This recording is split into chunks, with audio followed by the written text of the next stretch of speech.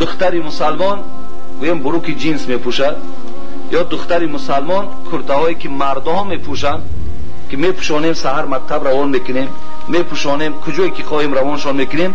بعداً ببینین اگه مادرای به عقلی ما و شما را ببینین، با بعداً چیکار میکنیم؟ بعداً خواهان او هستیم که یک کس دروازه ما را تق تق کنه و برای خواستگاری دخترمان بیاید. مادرای عزیز باور کنید امروز مردم فکرش دیگر شده است، از حوض توجه میکند. همین دختری با حیا است، دختری خدا ترس است، خاندانش دروازه‌اش تق تق میکنن برای خواستگاری میآید. وقتی میبیند که از وقتش همین خیل بی‌معنیگری میکند، ناخوبی های خودش نشان میدهد، خودش که در اون محله که مشهور کرد، پس پگاه که آمد پرسید همون دختری چی خیل است، کسی خواهی نخواهی شاهدی میدهد، میگد نه اونجا نرو که اون دختر اون دختری چی ندارد. همونجا باور که سین سالش تا 34 میرسد، بعد یگان کس اگر یکی زنش مرد یا که یگان کس مثال یکی خیلی ضرورت چی، بعد میاد به خواستگاری همون کس. اما این چیزا نمیخواهیم که بابای لنگری با غرض که فیتا باشکا دوش مساج خودی حجامه را رایگان برای مردم برای گذاشتگیم و همچنین میتونن از ما گیاهای با نرخ ارزانی دسترس کنن. اینا مثلا فیتوسویچا برای پروستاتیت، خون گرفتگی و همچنین کسلای زنانه، مالوشنیسه، اروزه، کیست میومی و دیگر غیره ها. اینا نمره، اینا آدرسا بیایم ما در مسکو مترو ولگاگرادسکی پروسپکت قرار داریم.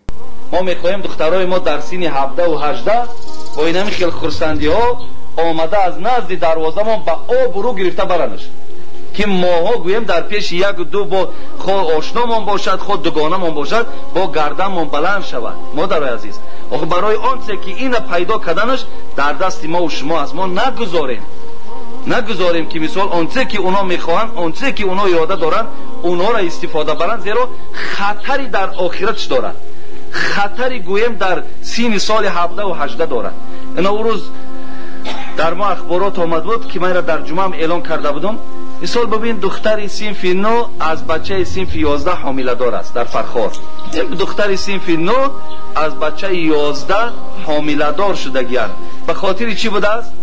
وقتی جوان پرسیدم گفتن خیلی وقتی که می آمد مقصد لباس های جذاب داشت، وقتی که ما را در اون احوال دیدیم راستی بار وسواس شیطان شدیم و پیامی زنک گرفتیم.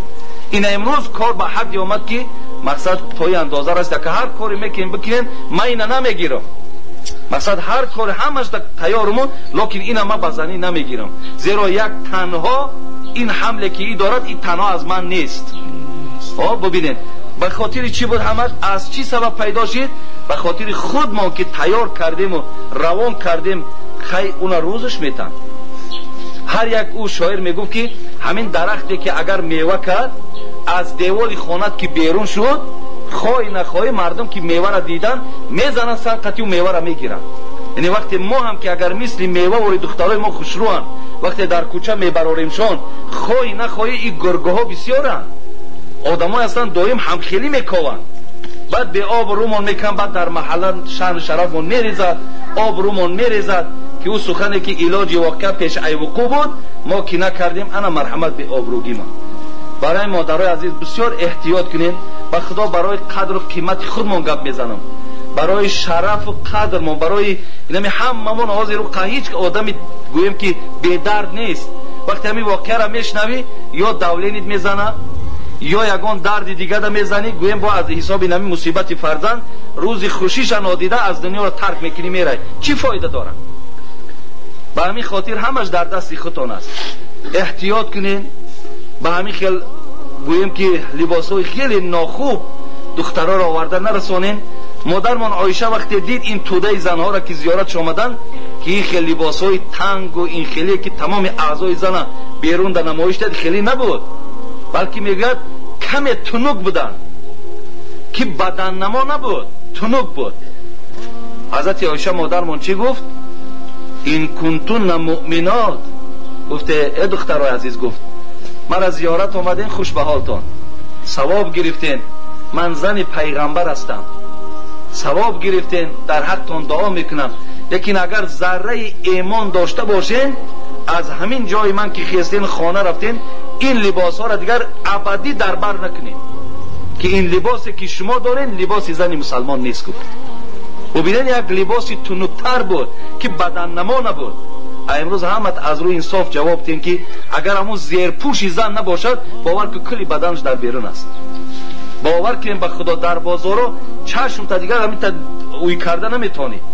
اگر همین یک زیرپوشمون نباشد تمام بدنمون در بیرون است. و حبیب خدا 1500 سال پیش چی گفت؟ اکی هم معجزه شگو زنون بعد دعا کنیم که از جای دیگه ما هم منتظرن.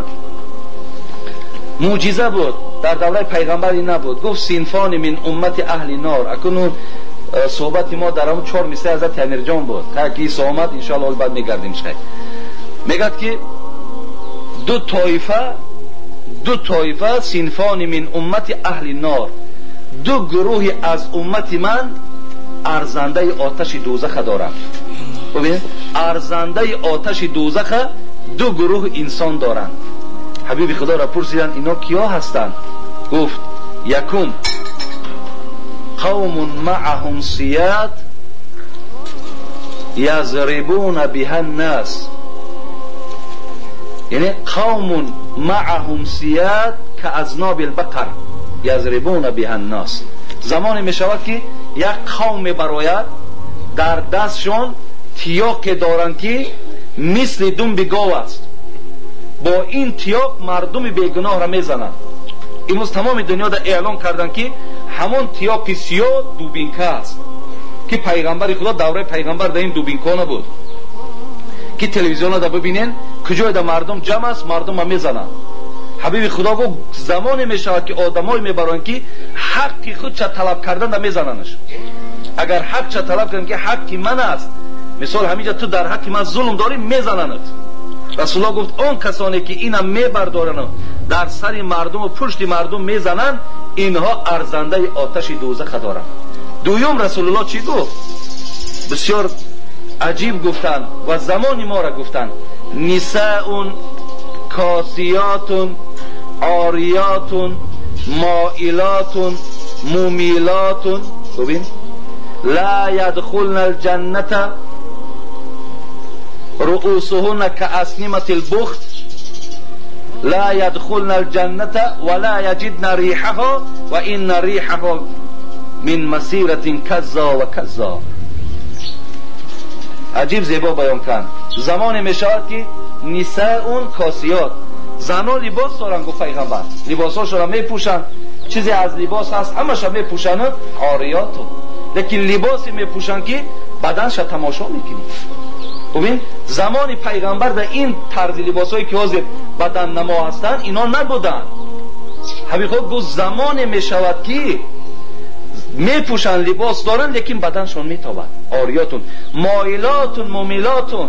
اینا گفت که خودشون بیماری ناخوب شدن، اینا که گویم خیلی بی‌تمیز و بی‌خیرتن، لیکن همین بدبختیشون باز در دوگانه ها همسایه هاشون میرسه. گفت ولی بینین یک کس که پوشید چی می شود؟ دیگریش هم همون آرزو میکرد، دیگریش هم همون آرزو میکرد، بعد شهر پوری همون خیل می شود.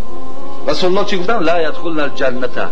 برای این دو طایفه کاسنمة البخت هم گفتن پیغمبر زمان می شود که زنها گفت سرهاشون لوج میکنن و چنان گفتن مویهای سرشون میپیچونن که مثل در پشت شتر یک کوهان میگن طوری سرشون در گفت مثل کوهان گفت مویهای سرشون میپیچونن. خب ولی زنکا میکنن که مثال در طوری سرشون مثال یک مویهاشون میپیچونن لیکن رویمال ندارن. حبیب خدا گفت هم تا میکنن. گفت روین گفت این زنها را و این مردهایی که مردم بیگناه میزنن از نام پیغمبر گوین که بوی جنت که از 500 سال راه به مشام انسان میرسد به مشام این دو گروه نمیرسد. بوی جنت نمیرسد. ولی کجا داخل شدنی در جنت؟ ببینید مادر عزیز همه این سخن خدا هست، همه این سخن پیغمبر خدا هست، لیکن همش به فایده ایمان است. ببین مشکل نیست. آخر امروز همین قیچی را گرفته و همین دخترایی که آستینای کلته دارن، دخترایی که آستین درازن، همون نمیتونه یک قیچی زدن همی آستین چیه؟ لیکن ایمانش نمیمانه، لیکن خدا تحصیلش نمیمانه که همون قیچی را گرفته و همون را چکار کنه؟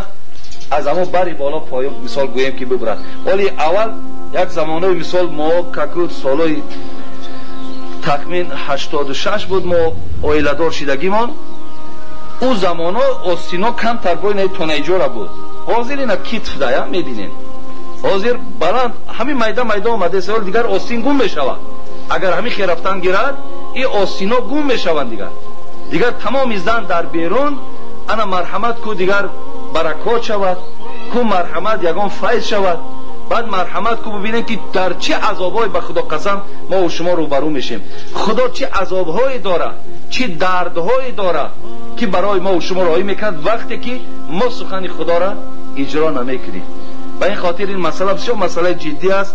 модарои азиз ҳамида бисёр таваҷҷӯҳ дошта бошед. як коре кунем ки паго гур мерем. ҳамамон фаромӯш накунем ки гуфти ҳамон абдулқодири бедил як ваҷаб роҳ аст бедил аз ту то домони хок. то ҳамон қавристони маҳаллата байни ту байни қавристон гӯ як ваҷаб ай. масъала бисёр наздик гирифтанд. як ваҷаб роҳ аст бедил аз ту то домони хок дар сари мижгон чу ашк истодаи ҳушёр бош. танги ашки сари мижгони ё ин замон ё замони дигар меғалтӣ пеши худо мерай ба худо дар хиҷолат бемонӣ.